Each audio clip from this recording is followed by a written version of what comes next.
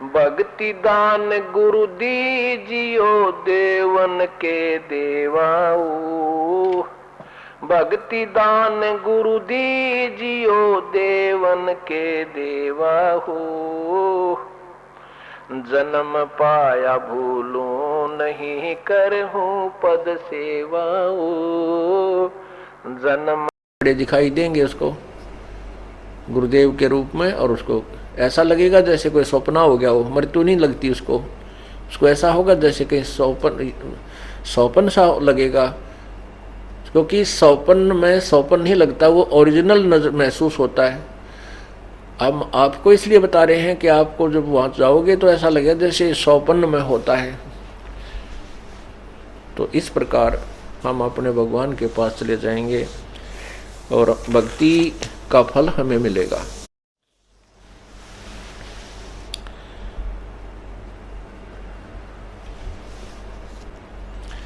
कबीरा कहाँ गर्बियो ये ऊंचा देख आवास। काल पड़े भूमि लेटना तेरे ऊपर जमेगा से।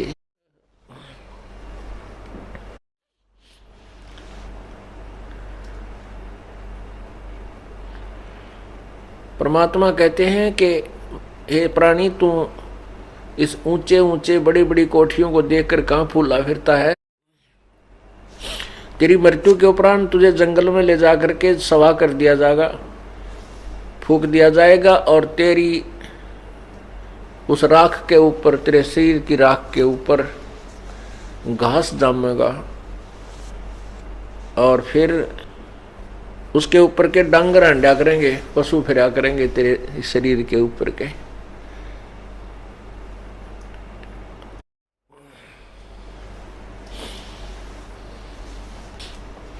कबीरा कहाँ गर्बियो इस जोबन की आसे। टेसु फूले दिवस दस खंबर खरब खंगर भय पलास।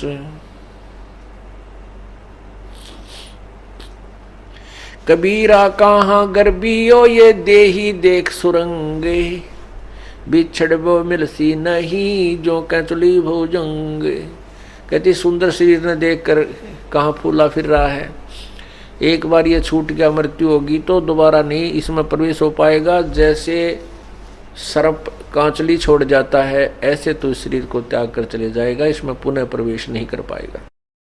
तो ने स्वर्ग को ही बेगमपुर मान रखा है, लेकिन स्वर्ग जितना दुख की तभी को नहीं, क्योंकि हम सुख मान रहे हैं इस गोटी सूटी लाड़ने, डांस डूंस देखने, अच्छे फल आहार खाने को, इसी को सुख मान रहे।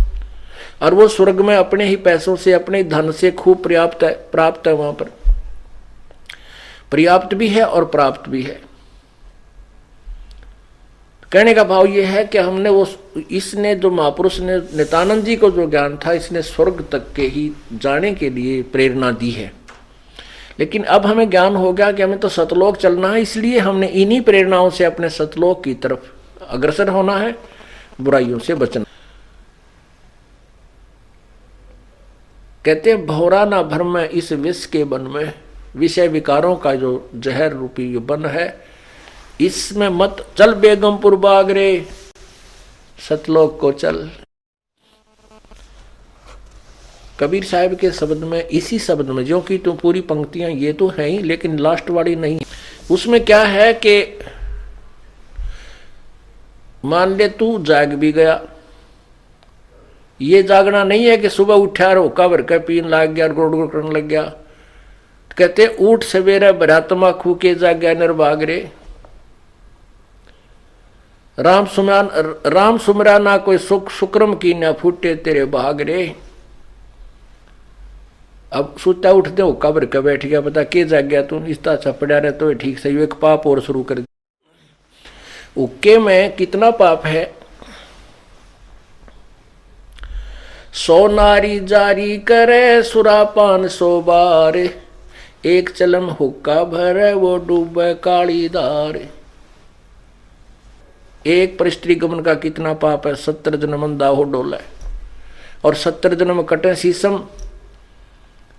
और कहते ऐसे ऐसे 100 कुक्रम कर ले, 100 पाप 100 नारी जारी करे सुरापान 100 बार, एक बार शराब पीने तक कितनी हानि बताई। मदरा पीवे कड़वा पानी 70 जन्म कुत्ते के जाने। पीछे फिर पछताओगे प्राण जाएंगे छूटी। नहीं भरोसा देही का ये बिनस जावे छिन माही। श्वास उश्वास में नाम जपो हो और यतन कछु नाही। श्वास उश्वास में नाम जपो व्यर्था श्वास मत खो। ना जाने इसे श्वास को हो आवण हो कि न हो।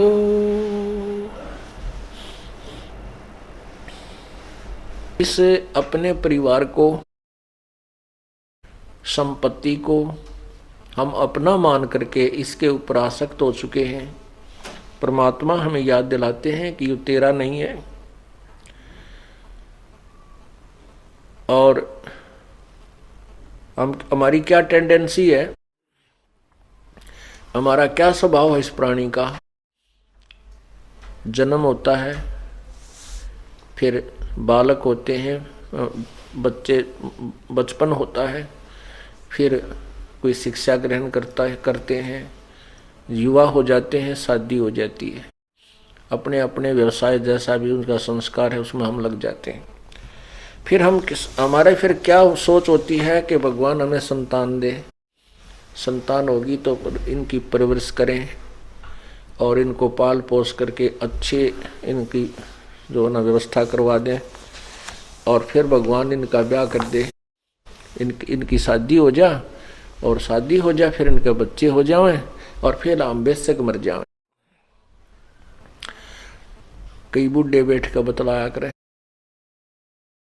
तो आपस में कहते थे, जब हम छोटे छोटे सुना करते, अब याद आती हैं, क्योंकि अब तो उस अक्षेत्र के उस विचारों के व्यक्ति हमारे पास बैठते ही नहीं। हमारे पास तो भगता हुए हैं और जो भगवान को चाहने वाले। लेकिन इस मार्ग पर लगने से पहले जिस समाज में हम रहते थे वो क्या बतलाया करते, वो क्या करते, 2 लड़के हैं भाई, 2 लड़की हैं। परमात्मा ने उनका मौज कर दी, सबका बेटा बेटी हैं, और हमारा जीवन सफल हो गया। उनकी शादी कर दी, उन्होंने काम संभाल लिया, अपना खूब बढ़िया गुजारा हो रहा है, और हमारा जीवन सफल हुआ। भगवान बेशक ठाले, हमारी मृत्यु बेशक हो जा। तो यहां परमात्मा कहते हैं कि जीवन सफल कहाँ हुआ, ये तो तेरा जीवन असफल हो गया, क्योंकि मनुष्य जीवन का जो मूल काम था उसका तुझे ज्ञान नहीं, और जो वो करना चाहिए था तूने, जो करना था वो तूने किया नहीं। जो तूने किया वो तेरा पूर्व निर्धारित था, जो तुझे प्राप्त हुआ। जैसे हम चाहते हैं शादी होते ही एक ऐसी वृत्ति बनी हुई है समाज की इस काल प्रेरणा से कि सबसे पहले हम लड़का होने की उम्मीद करते हैं कि जब शादी हो जाए तो हम ये सोचते हैं परमात्मा एक लड़का हो, पर पहला ही, फिर चाहे बेशक बेटी हो जा। वैसे तो अब तो बुद्धिमान समाज हो गया है, बेटी और बेटी में कोई अंतर नहीं होना चाहिए। ये तो काल का जाल है हमें परेशान करने के लिए और अननेसेसरी जो हरासमेंट करने के लिए। अब इस समय में जन्म है कि जब का आपको तत्वदर्शी शांत मिल गया।